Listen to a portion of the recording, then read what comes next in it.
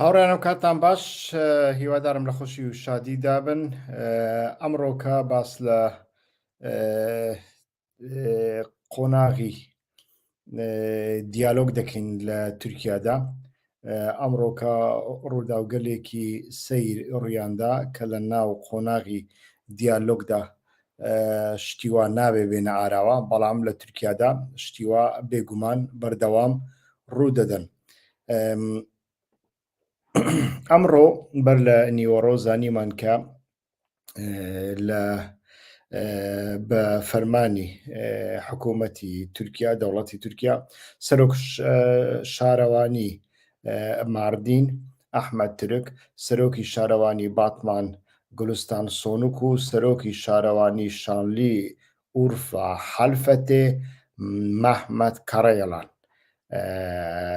لە کارەکانیان دوورخرانەوە و لە شوێنی ئەمانە قایوم دانران. ئەمە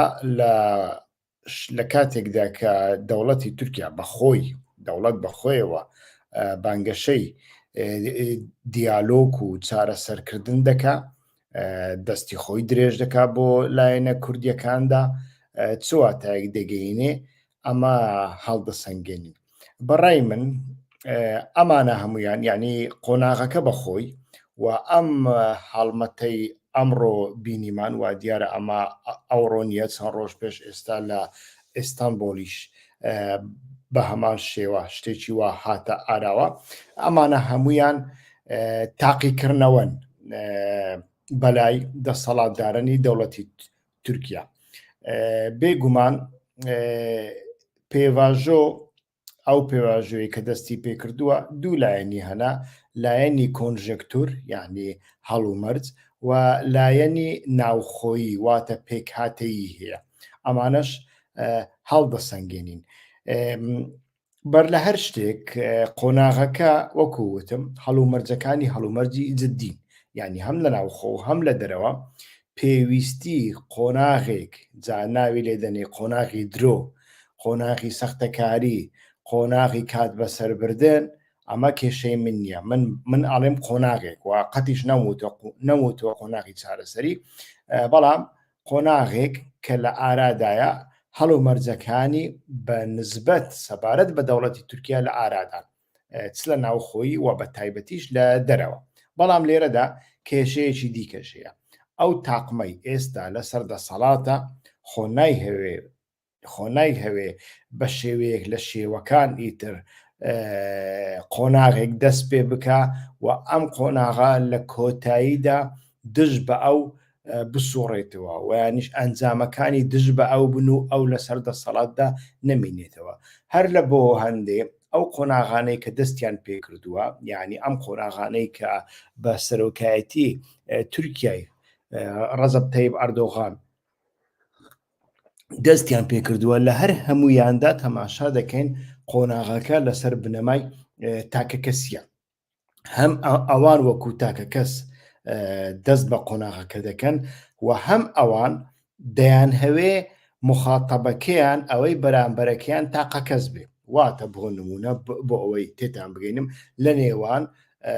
ڕەزەب تەیب ئەردۆغان و یانیش تاقمەکەی ڕەزەب تەیب ئەردۆغان و عەبدوڵڵا ئۆجەلان لە ئیمرالی، و ئەمەش تەماشای دەکەین گەلێک جاران کێشەی بۆ دروست دەبێت، چونکە هەر قۆناغێک کاتێک سەر هەڵبدا، ئەمە بە تایبەتیش لە قۆناغەکانی چارەسەرکردنی کێشەگەلێک کە تەمەنەکەی 40 بۆ 50 ساڵە، ئیتر بە قەولی خۆیان زیاتر لە 40,000 کەس کوژراوە، ئابووری تورکیا وێران بووە،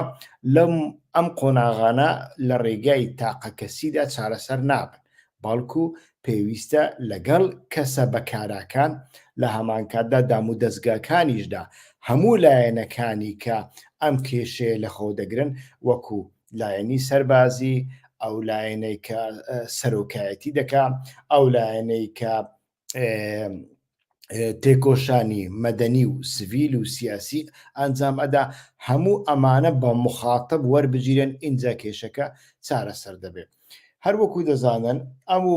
قۆناغی کە لە 1 مانگی ئۆکتۆبەر، یعنی مانگێک و 4 ڕۆژ بەر لە ئێستا لەلایەن دەوڵەت باخچەلیەوە پێشوازی لێکرا و یانیش سەری هەڵدا بە تۆقەکردنەکەی لەگەڵ دەمپارتی هەتاوەکو ئێستا لە سەرەتاشەوە ئیتر دەوڵەت باخچەری لە کاتی قسەکانیدا بەردەوام شتێکی ئەویش ئەوە بوو ئەگەر عەبدوڵڵا ئۆجەلان بیهەوێ بابێتە ئەنجومەن واتە پەرلەمان لەوێ قسەی خۆی بکا و داوا لە پەکەکە بکە چەکەکانی دابنێ و ڕێخستنەکەی پەرش و بڵاوە پێ بکە وا پێدەچێ هەم لەو دیدارەی کە لە نێوان لە کۆتاییدا دوایی 43 مانگ لە نێوان عومەر ئۆجەلان کە ئەکاتە برازای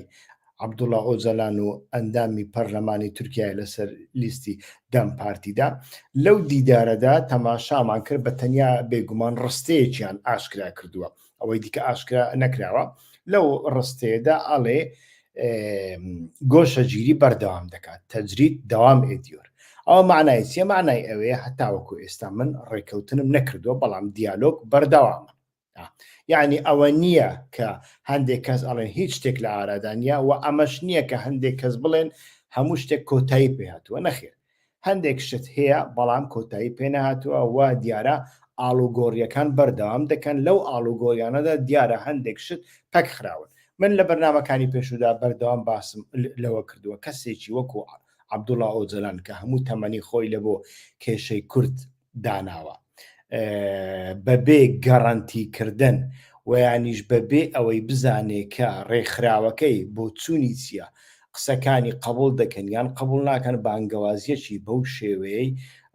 چەکدانان ڕەنگ بێ نەکە ڕەنگ بێ بە مەرج بانگەوازیەکی بەو شێوەیە بکە خۆ لەلایەن عەبدوڵڵا ئۆجەلان پێم وانە چەک هەڵگرتن ئامانج بێ ڕنگ بێ قەندیل بە شێوەیەکێ بیر بکاتەوە بەڵام لەلای ئۆجەلان بەو شێوەیە لێرەدا ئێمە دەبینین لەو ماوەیەدا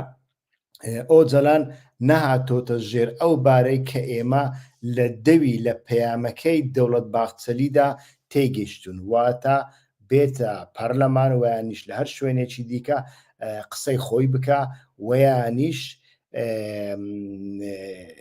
ویانیش بڵێتن کە بە پەکەکە دەستبەرداری چەک بێ بەبێ ئەوەی بزانێ دەوڵەتی تورکیا لە بواری یاساییدا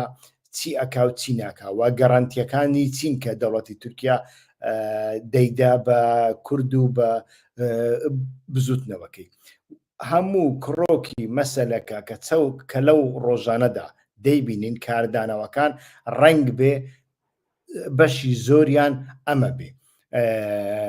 ڕەنگە ئەم قۆناغە ئێستا تەواو نەبوو بێ بەڵام دیارە قۆناغەکە زۆر زۆر بە ئازارە و لە دایکبوونی ئەم قۆناغە بەبێ مامانێکی باش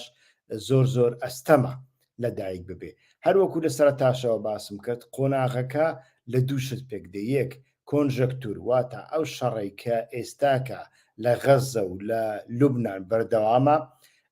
و خەریکە دەبێتە شەڕی ئێران و ئیسرائیل و ئەمە کاردانەوەکانی خۆی لەسەر کوردستان هەم لەسەر کوردستانی ئێران هەم لەسەر کوردستانی عێراق هەم لەسەر کوردستانی سووریا و حتا لەسەر کوردستانی تورکیاش چی دەبێ دەوڵەتی تورکیا هەتاوەکو ئێستا لەو بارەیەوە زۆر زۆر قەلەقە و ناڕەحەتە و نازانن چی ڕوئەدا و بە تایبەتیش لە کاتێکدا بێگومان ئەگەر هەڵبژاردننی لە کاتێکدا کە هەڵبژاردننی ئەمریکا لە ئارادایە ئەو هەڵبژاردنە سبەینێ ئەنجام دەدرێت ئایا ئێمە سبەینێ ئەنجامە تەواوەکەی دەزانین لایەنەکان دانی پێدادەنێن کێشە دروست دەبێ یان کێشە دروست نابێ بەڵام هەموو ئەمانش لەو لایە دابنێ دەوڵەتی تورکیا هەتاوەکو ئێستا بەخۆشی قەلەقە نازانێ ئایا ڕۆژهەڵاتی ناوەڕاستی ئایندە چۆن دەبێ هاوپەیمانیەکان چۆن دەبن سیاسەتی ئەمریکا لەو ناوچەیەدا چۆن دەبێ و لەو بوارەشەوە بێگومان با نەڵێن پەکێک هاوەیانیش هێزی چەکداری ڕاستەوخۆ سەر بە کەزەکە هەپەگا بەڵام هەموو بزوتنەوەی ئۆجەلانی بێ پەژاکە ئیتر هەپەگەیە ویانیش ئەگەر هێزەکانی سووریای دیموکراتیشی لەسەر دابنین ئەمە هەموو ئەمانە کاریگەریەکیان لەسەر ئەو قۆناغا دەبێ. جا ئەمە بە ئیتیفاقی بە بەهێزکردن و دەوڵەمەندکردن و جێبەجێکردنی ئیتیفاقی ئیبراهیمی دەبێت لە نێوان عەرەب و ئیسرائیل و یانیش بە قۆڵبەستکردنی ئێران دەبێت لە ناو سنوورەکانیدا و ڕێگا نادەن ئێران هیچ دەورێکی هەبێت لە عێراق و لە سووریادا لە بەرامبەر ئەوە ئێران کە بێگومان ئەوە شتێکی ئاشکرایە و پێویست ناکە کەس خۆی لە جێریبدا لەسەر حرەکەتی چەکداری بە تایبەتیش هەپەگە ئەوەیەکی هەیە کاریگەریەکی هەیە جەبهەی پشتەوەیەتی و سەرکردەکانی پەکەکە وا پێدەچێت لەسەر سنووری ئێران بن کاریگەریەکی لەسەر ئەمانە هەیە و ئەمە سیاسەتی ئێران لەو بارەیەوە چۆن دەبێت سیاسەتی ئەمریکا لەلایەکە لەو بارەیەوە لەسەر ئەوان چۆن دەبێت و ئایا ئەمە ئەگەر هاتوو تورکیا لە هاوسەنگیە سیاسیە نوێیەکانی ڕۆژهەڵاتی ناوەڕاستدا پێگەی پێنەدرا تورکیا چۆن دەتوانێت خۆی بەهێز بکە و یانیش ئەگەر تورکیا کێشەیەکی دروست کرد کێشەیەک هەبوو لە نێوان سیاسەتی نێودەوڵەتی و دەوڵەتی تورکیادا ئایا تورکیا چۆن دەتوانێت ڕێگا لەوە بگرێ ئەوەی لە عێراق ڕوویدا لە سووریا ڕوویدا سبەینێ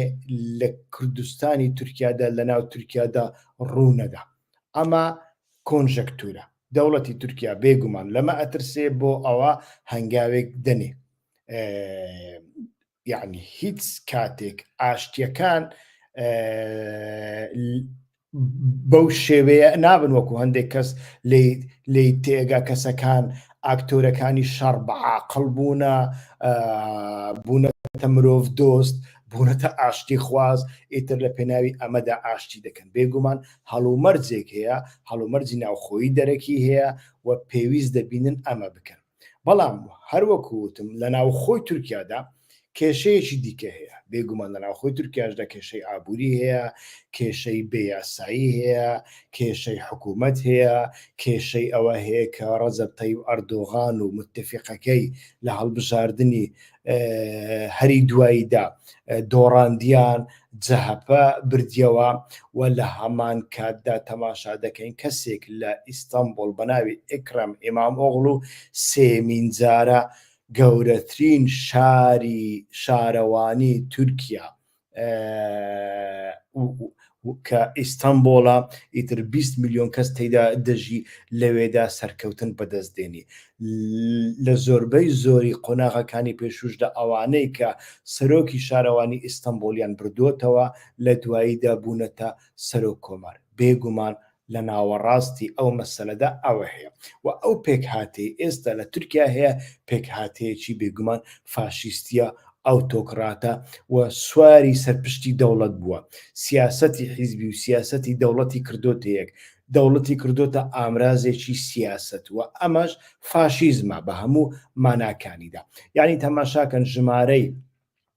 ئەو کەسانەی کە ناویان لێنراوە تەیب مەبەستمان ڕەزە تەیب ئەردۆغانە کە ناویان لێنراوە تەیب لە ساڵی 2001 لەدایک بوونە ئێستا تەمەنیان چەندە و ئێستا ئەمانە بەشێکی زۆریان لە دام و دەستگا هەستیارەکانی دەوڵەتدا کار دەکەن مۆزەفن کارمەندن ئەمانە کار دەکەن لە بۆ هەندێ ئەو حکوومەتەی ئێستاکە کە لە سەر دەسەڵاتدارە ئەو دەسەڵاتداریە بە تەنیا دەوڵەتیشی لەبەر دەستدانیە ئەتوانین بڵێن لە ناوخۆدا پێکهاتەیەکی کۆمەڵایەتیشی هەیە یعنی بە تەنیا بناغەی دەوڵەتی ئەردۆغان بناغەیەکی سیاسی و دەوڵەتی نیە بەڵکو پێکهاتەیەکی کۆمەڵایەتیشی لە پشتە و ئەمان هەتاوەکو ئێستا پشت بەوە دەبەستن لە بۆ هەندێ هەر قۆناغێک کە بەدڵی ئەوان نەبێ ئەوان دەست پێشخەری بۆ بکەن و بەدڵی ئەوان نەبێ و ببێتە مەترسی بۆ لاوازبوونی ئەوان و یانیش ببێتە مەترسی بۆ بەهێزبوونی حرەکەتی کوردی هەروەکو لە قۆناغەکانی پێشوودا بە تایبەتیش لە ساڵانی 2013 و 2015دا کە لە کۆبوونەوەی ئەنجومەنی ئاسایشی نەتەوەی تورکیادا قسە لەسەر ئەوە کراوە و دۆکیمنتەکان دزیان کردوتە ناو دەرەوە لەوێدا ئەندامانی ئەنجومەنی ئاسایش ئەڵێن ئێمە پێویستە چارە سەریەک لە بۆ دەمیرتاش و حیزبەکەی بدۆزینەوە، ئەگەرنا لە هەڵبژاردننی ئایندەدا ئێمە پێویستە لەو ژوورە کورسیەک بدەین بەوان، چونکە زۆر دەنگ دێنن کورسیەک بدەین بەوان لە بۆ هەندێک ئەمە ئەوە ناکەن. بەڵام ئێستاکە شتێکی کەش هاتوتە سەرەوە، ئەویش ئەوەیە لایەنی جەهەبەیە. هەروەکو دەزانن چەند ڕۆژێک بەر لە ئێستا سەرۆکی شارۆچکەیەکی ئیستانبول، گەورەترین شارۆچکە کە 1 ملیۆن کەس تێیدا دەژی، و ئەم سەرۆکە کووردە، خەڵکی وانە، بەڵام لەسەر بەڕەزامەندی جەهەپە و دەم پارتی هەڵبژێردراوە. ئەتوانین بڵین ڕنگ بێ ئەندامی جەهەپە بێ، بەڵام لەبەر ئەوەی کووردە و سامپاتیەکی زۆری لە بۆ کێشەی کورد و زمانی کوردی و کولتوری کوردی و سیاسەتی کوردی و ئەم جۆرەشتانە هەیە. کەسێکی سۆسیۆلۆگە ئەم کەسە بە ڕەزامەندی هەردوو لە هەڵبژێردرا، خۆی لە خۆیدا لە هەڵبژاردننی ڕابردوودا دەم پارتی لەگەڵ جەهەپە لە هەندێک شوێندا دیسان ئیتیفاقی کرد و ئەم کەسایەتیە کەسایەتی هەردوو لایەنانە. دەوڵەت یەکەمین جار هەڵسا ئەو کەسەی لەسەر کار لابرد، هەتا خستیە کونجی زیندانەوە لە شوێنی ئەودا جێگیری والی ئیستانبولیان کردە قایوم، لە شوێنیان دانا و دوای ئەوە تەماشامان کرد جەهەپە هەڵسا سەرکۆڵانەکان لە ئیستانبول کۆبوونەوەی زۆر زۆر گەورەی جەماوەری کرا. جەهەپە و دەم پارتی بوون یەک و سەرۆکی جەهەپە هاتە ئەوێ. بەڵام لە هەمووی گرنگتر ئیکرەم ئیمامۆغڵو سەرۆکی شارەوانی لەوێ لێدوانیدا و لەوێ دووبارە تەحەدای دەوڵەتی تورکیا و ڕەجەب تەیب ئەردۆغان و دەوڵەت باخچەلی کردەوە کە هەتا وەکو ئەو مایە بەوانەوە خەریک دەبێ، یعنی تەحەداتان دەکەم، بەردەوام دەبم لەسەر تەحەداکەتان. یعنی ئەمانە تەماشاکەین جەهەپە و دەم پارتی کردە یەک. بێگومان ئەمە لە ناو جەهەپەدا دەمی مەقەسی کردەوە لە ناو جەهەپەدا کەسانی چاپڕاو هەن لایەنگری کێشەی کوردن، بەڵام کەسانی ڕاستڕەوی توندهاژۆ و ناسیۆنالیستیش هەن، وەکو یەک لەوانە مەنسوور یێڤاش سەرۆکی شارەوانی ئەنقەرەیە. مەنسوور یێڤاش لە لێدوانەکەیدا زۆر بە دیقەت، زۆر بە ترسەوە ئەو ڕووداوی شەرمەزار کرد بەبێ ئەوەی باس لەوە بکە تەماشاکەن کاتێک جەهەپەش بە ئامانج دەگرن لە ناو جەهەپەدا کەسێکی کورد دەکەنە ئامانج، ئەو کوردەی تەنانەت بۆ هەزم نەکرا باس بکە، سەرکردەکانی دیکە باسییان کرد. و لە سەرۆکی جەهەپە لە پێش چەند ڕۆژێک لە کوردستان بوو، لە ماردین و دیاربەکر و وان بوو، ئێستاکە دیسا گەڕایەوە کوردستان دوای ئەوەی ئەمڕۆ بەیانی هەروەکوتم سەرۆکی شارەوانی باتمان، سەرۆکی شارەوانی ماردین و سەرۆکی شارەوانی حیلفەتێ لە کارەکانیان لابران و لە شوێنی ئەواندا قایمیان دانا. ئێستا کە تەماشا دەکەین ئوزگرۆزەر سەرۆکی جەهەپە دیسان دەگەڕێتەوە باتمان، وابزانم ئێستا دەبێت لە باتمان بێ و بەشداری لە خۆپیشاندان و چالاکیەکان ئەکا لێدوان ئەدا، دوای ئەوەش دەچێتە ماردین لەگەڵ سەرۆکی شارەوانی لابردووی ماردین ئەحمەد ترکدا قسە دەکە. ئەحمەد ترک کەسایەتیەکە ئیتر ئەمە 40 ساڵە بەردەوام تاشقەڵەی پێدەکرێ، هەڵدەبژێردرێتەوە، دەبێتە سەرۆکی شارەوانی، دەبێتە ئەندام پەرلەمان، دەیگرن لێی ئەدەن، بەڵام بە هیچ شێوەیەک واز ناهێنێ. وا بزانم تەمەنیشی نزیکەی 80 ساڵە. ئیتر لەناو جەهەپەشدا وەکو وتم لەلایەک جەهەپە و دەم پارتی کردوتە یەک، بەڵام لەلایەکی دیکە بەڕاستی ئەگەری پارچەبوونی جەهەپە و جیابوونەوەی مەنسوور یێڤاش و ئەمانە هەن و ئەگەری ئەمە هەیە ئیتر جەهەپە لە ڕێگای ئیکرەم ئیمامۆغڵو سیاسەتی خۆی بەردەوام بکە و ئەکرەم ئێمام ئۆغڵو ببێتە فیگورێکی ئۆپۆزیسیۆنی تورکیا بە هاوبەشی کوردەکان و تورکە دیموکراتەکان کوردە تورکە چاپڕەوەکان ئەو تورکانەی بەگشتی یعنی ئەوانەی تورکیا مەبەستم لە ئەتنیک نییە بەتەنیا بەڵام ئەوانەی کە لە تورکیادا دەژین بە کورد و تورک و نەتەوەکانی دیکەوە کە لایەنگری ئەوان ئەو ڕژێمە ئەو تۆکراتە دیکتاتۆرە شۆڤێنیا بەلاوە بنرێ و تورکیا بگەڕێتەوە ئاستێک کە دەوڵەت تێیدا ببێتە مؤسسە ببێتە دەوڵەت ببێتە دام و دەستگا بەداخەوە ئەمە بە تەنیا لە تورکیانیا لە هەموو جیهاندا تەماشا دەکەی شەپۆڵێکی وا ئەوتۆکراسی هەیە کە لە جیاتی دەوڵەتدا کەسەکان کاری خۆیان دەکەن سیاسەتی خۆیان دەکەن لە کوردستانی عراقدا کە تەمەنێکی زۆر بچووکی هەیە بەردەوام ترسی لەسەر هەیە تەماشای حکوومەتی 4 ساڵ بەر لە ئێستا بکە یعنی تەلەفۆن لە بۆ حاکم دەکا فلانە کاغەزت بۆ دەنێرم دەبێ ئێستا کە ئیمزای بکەی و فلانە کەس کە چالاکوانی مەدەنیە ویانی ڕۆژنامەنووسە دەبێ وەک تیرۆریست مامەڵەی لەگەڵ بکەی و ئەوەندە ساڵە سزای زیندانی لە بۆ ببڕیەوە دەیگەی ئەما لە هەموو لە زۆر شوێنی دیکەی جیهاندا هەیە وا ڕەنگ بێ ئەمە سبینێ بگاتە ئەمریکا بەڵام لە هەموو شوێنەکانی جیهانیشدا کۆمەڵگایەک هەن کە بیر لە ئایندەی خۆیان و بەرژەوەندی خۆیان دەکەنەوە و ئەو کۆمەڵگایانە ڕۆژ بە ڕۆژ تەماشا دەکەین گۆڕانکاریان بەسەردادێ یعنی لە سەردەمێکدا کە کاتێک سلاحەدین دەمیرتاش و هاوڕێکانی دەگیران لە ناو جەهەپەدا بە تەنیا 6 کەس قسەیان دەکرد ویانیش شارەوانیەکانی هەدەپە ئیتر لە کار لا دەبران و لە شوێنی ئەوان قەیومێک دادەنرا بە تەنیا 12 کەس قسەیان دەکرد ئەوڕۆکە لە تورکیا تەماشا دەکەین بە سەدان هەزار کەس قسەی لەسەر دەکەن سەرۆکی گەورەترین شارەوانی تورکیا وەکو ئێکرەم ئێمامۆغڵو دێتە مەیدانەکان و سەرۆکی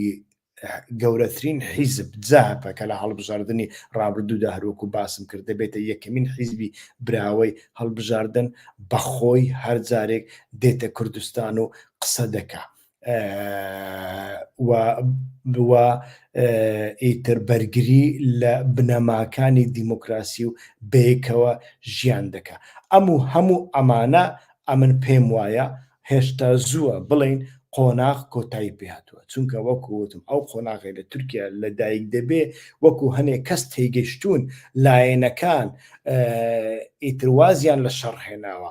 وازیان لە ناسیۆنالیزم هێناوە وازیان لە نەفرەتکردن لە کوردان هێناوە بوونەتە دیموکرات بوونەتە ئاشتی خواستیوان نییە لە دنیاەدا قەت شتیوانە نەبووە بەڵکو هەڵو مەرجێک هاتوتە پێشەوە لە ناوخۆش بەڵام بە تایبەتی لە دەرەوە و ئەمە لە ئایندەدا ئایا قەرقڕاگەی تورکیا دەگرێ و ئەوەی لە سووریا ڕوویدا لە تورکیاش ڕوو ئەدا یاننا لە بۆ ئەوە ئیتر تەماشا دەکەین دەستیان بە قۆناغی کردووە دەستیان بە پێواژەیە کردووە ئەو پێواژەیە بێگومان دەیان هەوێ بە خۆیان بیکەن بە مەرجێک لە بەرژەوەندی ئەواندا بێ ئەگەر لە بەرژەوەندی ئەواندا نەیبێ خۆیان و تورکیا کەشیان لەگەڵ خۆیان دەبەنە قەبر ئیتر ئەمە تابلۆی ئەوڕۆی دەوڵەتی تورکیایە و تابلۆی ئایندەشدا جارێ نازانین بەڵام من باسم لەوە کرد کە ئێستاکە تەماشا دەکەین جگە لە هەندێک حیزبی شۆڤێنیستی ناسیۆنالیستی تندڕەو ئەوانەی لە دەرەوەی دەسەڵاتن یەک دوو حیزبی لێ دەرخە من بە تەنیا باسی ئەوانە دەکەم کە کورسی پەرلەمانیان هەیە وەکو ئی پارتی و ئەوانەی یەک دوانێکی وەکو ئەوانەی لێ دەرخە حیزبەکانی دیکە بەگشتی لەسەر ئەمە هەڵوێستیان هەیە و بە تایبەتیش جگە لە جەهەپە یەنیدەن ڕەفا پارتی ینی پارتی ڕەفای نوێ کە حیزبی نەجمەدین ئەربەکان بوو نەجمەدین ئەربەکان ساڵی 1996 نامەی لە بۆ عەبدوڵڵا ئۆجەلان نووسی لە سووریا بۆ ئەوەی قۆناغێکی ئاشتی و دیالۆگ و چارەسەری دەست پێ بکە و ئۆجەلان ئەو کاتە نامەی بەنامە وەڵامی دایەوە و ئەو کاتە من بەخۆشم لە دیمەشق بووم تەماشامان کرد لە کۆتاییدا هەر لە دەمی ئۆجەلاندا بیستمان کە سەرعەرکانی سوپای تورکیا داوای لە ئەڕبەکان کردووە بۆ ئەوەی ئەم کارە نەکات ئەوان ئێستاکە لە ڕێگای ئەمریکا و ناتۆوە لە ڕێگای ئیسرائیلەوە کارتێکی گەورەیان کەوتۆتە دەست کە هەمویان بڕیاریان داوە عەبدوڵڵا ئۆجەلان لە سووریا دەربکەن و یانیش بیکوژن وا دیارە ساڵی 1996 هەوڵێک درا بۆ تیرۆرکردنی ئۆجەلان لە بەرامبەر بارەگاکەیدا لە دیمەشق کەمیۆنێک پڕ لە TNT تەقێنرایەوە بەڵام سەرکەوتو نەبوون نا ئۆجەلان و نا هاوڕێکانی هیچیان بەسەردا نەهات بەڵام لە قۆناغی دوای ئەوە حوسنی مۆبارەکیان خستە دەور و هەڕەشەیەکی زۆر گەوریان لە دەوڵەتی سووریا کرد یان ئەوە تا ئۆجەلان تەسلیم دەکەی یان ئەوە تا ئێمە هێرش دەکەینە سەر دەوڵەتی سووریا و ئەم هێرشە بەتەنیا هێرشی تورکیانیە هێرشی ناتۆش دەبێ و ئەم کاتە ئەو رووسایی ئێستا نەبوو رووسیا وڵاتێکی زۆر بچووک و لاواز بوو قەیرانی ئابووری هەبوو و بە شەڕی چەچەنستانەوە دەیناڵان ئێرانیش ئەم ئێرانەی ئێستا نەبوو ماوەیەکی کورد بوو لە شەڕی عێراق و ئێران کە کۆتایی پێهاتەوە دەیویست سەر لە نوێ خۆی کۆبکاتەوە سەریەک ئیتر ئەو ئێرانە نەبوو کە فریای سووریا بکەوێ ئیتر سووریا لەو بینەدا لە نێوان تەسلیمکردنەوەی ئۆجەلان بە تورکیا ویانیش هەڵگیرساندنی شەڕێک لەگەڵ تورکیا و لەگەڵ ناتۆ ڕێگایەکی کەی دۆزیەوە بێگومان بە نێوبژیوانی فاڕۆق شەڕع و عەبدوڵڵا ئۆجەلان بەخۆی کە فاڕۆق شەڕع داوا لە عەبدوڵڵا ئۆجەلان دەکە کارێکی وا هەیە ئێمە چی بکەین پێشنیاری تۆ چییە ئەوی شەڵێ من دەردەچم ڕێگان بدەن من دەرەچم ئیتر دەرچوو دوای ئەوەش دەست لە کینیا ئیتر دەستگیر کرا یعنی ئێستاکە کوڕی نەزمەدین ئەڕبەکانیش هاتۆتە سەرخەت و ئەم هەوڵەی دەوڵەتی ڕەجەب تەیب ئەردۆغانی مەحکوم کردووە یعنی مەبەستم ئەوەیە جارێ زۆر زووە لە بۆ دەوڵەتی تورکیا بڵێ بە تەواوەتی کۆتایی بەم قۆناغە هێناوە ویانیش قۆناغەکە هەر لە بنچینەدا درۆ بووە ویانیش قۆناغێکە ئیتر گوڵستان دەبارێنەوە هەموو شتێک چارە سەر بۆ ڕەجەب تەیب ئەردۆغان ئیتر نیازی پاکە کێشەی کورد چارە سەرکە وەکوتم سیاست لە تورکیادا لە ڕۆژهەڵاتی ناوەڕاستدا لەسەر ئەو بنەمایەنە ناکرێت لەسەر بنەمایەکی دیکە دەکرێت کە پەرژەوەندیە سوپاسدان دەکەم کە تاوەکو ئێستا لەگەڵمدا بوون هیوادارم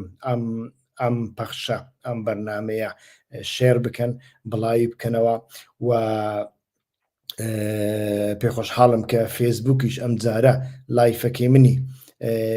نەپچڕاند فێسبووک زۆربەی جار لایفی من دەپچڕێنێ وا دیارە قەدەغەی لایفم لەسرە بەڵام ئەوە خەریکە 28 دقەیە تاوەکو ئێستا فێسبووک لایفەکەی منی نەپچڕاندووە